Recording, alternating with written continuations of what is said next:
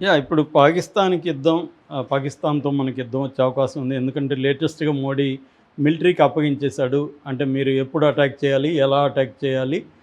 ఎవరి మీద ఏ టార్గెట్ మీద అటాక్ చేయాలి? ఈ 3 విషయాలు. అంటే మోడ్ ఏంటి? టార్గెట్ ఏంటి? టైమింగ్ ఏంటి? ఈ హ్మ్. 3 విషయాలు మీరే డిసైడ్ చేసుకోండి. మీకు కంప్లీట్ ఫ్రీడమ్ ఇస్తున్నాను అని డిఫెన్స్ ఫోర్సెస్‌కి చెప్పేశాడు మోడీ. కాబట్టి ఆల్రెడీ పాకిస్తాన్ ఇన్ఫర్మేషన్ మినిస్టరు 24 గంటల నుంచి 36 గంటల్లో మనకి యుద్ధం రాబోతుందని కూడా ఆయన కూడా అనౌన్స్ చేశాడు. ఒక పక్క మొత్తం సన్నద్ధం అవ్వడం కనిపిస్తుంది. మరో పక్క ఎల్ఓసిలో లైన్ ఆఫ్ కంట్రోల్ పాకిస్తాన్‌కి పాక్ ఆక్యుపైడ్ కాశ్మీర్‌కి మధ్య ఉన్న ఆ సరిహద్దు రేఖ దగ్గర రోజు బీభత్సంగా వారం రోజుల నుంచి కాల్పులు జరుపుతున్నాయి. వాళ్ళకి మనకి మధ్య భీకరంగా పోరాటం జరుగుతుంది. సో ఈ నేపథ్యంలో యుద్ధం వస్తుంది అన్న ఒక పరిస్థితి అయితే ఉంది. యుద్ధం వస్తే ఏ ప్రాంతాలు ఎక్కువగా నష్టపోతాయి అనే చర్చ ఇప్పుడు అన్ని వైపుల నుంచి జరుగుతుంది. నార్త్ అంతా కూడా ఇదే డిస్కషను. ఏ హ్మ్. రాష్ట్రంలో లేకపోతే ఏ సిటీల్లో ఎట్లా నష్టం జరుగుతుంది, మళ్ళీ సిటీలో ఎక్కడెక్కడ వేయచ్చు, ఇవన్నీ ముందుగానే జనం ఆలోచిస్తున్నారు.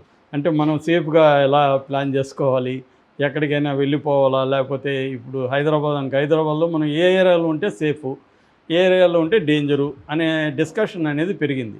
సో ఇప్పుడు మన టాపిక్ ఏంటంటే తెలుగు రాష్ట్రాల పరిస్థితి ఏంటి అటాక్లో అనేది మనం మాట్లాడుకుందాం. హ్మ్. అయితే మనకి పాకిస్తాన్కి మనకి బార్డర్ చూసుకుంటే 3323 కిలోమీటర్లు టోటల్ బార్డర్ అనమాట. ఈ బార్డర్ ఎక్కడెక్కడ ఉంటుంది? ప్రధానంగా జమ్మూ కాశ్మీరు, గుజరాత్, రాజస్థాను, పంజాబ్ ఈ రాష్ట్రాల్లో బార్డర్ ఉంటుందన్నమాట. సో సహజంగానే బార్డర్ రాష్ట్రాలు పెద్ద ఇబ్బంది పడతాయి. మనం మిలిటరీలు మోహరించేదంతా బార్డర్లోనే హ్మ్. మోహరిస్తారు కాబట్టి ఫస్ట్ పడేది ఈ బార్డర్ స్టేట్స్కి. కాశ్మీర్కి ఫస్ట్ ఇబ్బంది, రెండవది రాజస్థాను, గుజరాత్, పంజాబ్ ఈ రాష్ట్రాలకి పెద్ద ఇబ్బంది కలుగుతుంది. ముఖ్యంగా గుజరాత్లో రన్ అండ్ కచ్చి, ఎందుకంటే గుజరాత్లో పోర్ట్స్ ఎక్కువ ఉంటాయి. మనకి పోర్ట్స్ మీద అటాక్ చేసే అవకాశం ఉంది. అంటే ఫ్రంట్ లైన్ స్టేట్స్ అంటారు వీటిని. ఫ్రంట్ లైన్ స్టేట్స్కి ఫస్ట్ ఎక్కువగా ఇబ్బంది కలిగే అవకాశం ఉంది. అట్లాగే దాని తర్వాత ఇబ్బంది పడే ప్రాంతాలు ఏదంటే హర్యానా, ఢిల్లీ. ఓకే. హర్యానాలో కూడా పోర్ట్సు, ఎయిర్ బేసెస్ ఉన్నాయి. ఢిల్లీ క్యాపిటల్ సిటీ కాబట్టి ఢిల్లీ మీద కూడా పడుతుంది. సో ఫస్ట్ అవి. తర్వాత న్యూక్లియర్ బాంబులు లేకపోతే పెద్ద మిసైల్స్ వేయాలంటే ఇంపార్టెంట్ సిటీస్ ఇవి. ముంబై. ముంబై ఎందుకంటే మనకి ఫైనాన్షియల్ క్యాపిటల్ ముంబై, అట్లాగే entertainment capital, very key port city. So దాని మీద అటాక్ జరుగుతుంది. అట్లాగే బెంగళూరు, హైదరాబాదుల మీద కూడా, ఎందుకంటే బెంగళూరు, హైదరాబాదు స్ట్రాటజిక్గా మిలిటరీ బేసెస్ ఉన్నాయి, కంటోన్మెంట్స్ ఉన్నాయి. వీటి మీద కూడా అటాక్స్ జరిగే అవకాశం ఉందనేది నిపుణులు చెప్తున్నమాట. ఇప్పుడు మనం తెలుగు రాష్ట్రాలకు వస్తే ముందు ఆంధ్రప్రదేశ్ చెప్పుకొని మళ్ళీ ఇటు వద్దాం.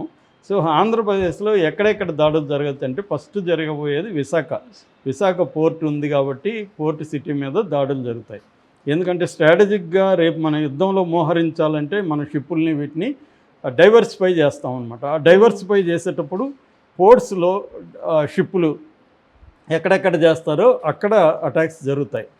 మనకి అంతకుముందు కూడా మనం second world war, third world war చూస్తే కూడా పోర్ట్స్ మీద, ఎయిర్ బేసెస్ మీదనే ఫస్ట్ అటాక్స్ జరుగుతాయన్నమాట. ఎందుకంటే అక్కడ మోహరిస్తాం మన బలాల్ని కాబట్టి అక్కడే జరుగుతాయి. హ్మ్. అలాగే విశాఖపట్నం కావచ్చు, మిగతా మచిలీపట్నం కావచ్చు, మిగతా కృష్ణపట్నం, మిగతా పోర్ట్స్ మీద అక్కడ బలంగా జరిగే అవకాశం ఉంది. అదర్వైజ్ అక్కడ పెద్ద సిటీస్ ఏమీ లేవు. కాకపోతే తిరుపతి ఇంటర్నేషనల్గా వెరీ పాపులర్ కాబట్టి తిరుపతి జరిగితే ఇంటర్నేషనల్ అటెన్షన్ వస్తుంది కాబట్టి తిరుపతి మీద కూడా, అంటే తిరుమల మీద, వెంకటేశ్వరం హ్మ్. మీద ఒక బాంబు పడే అవకాశం ఉంది.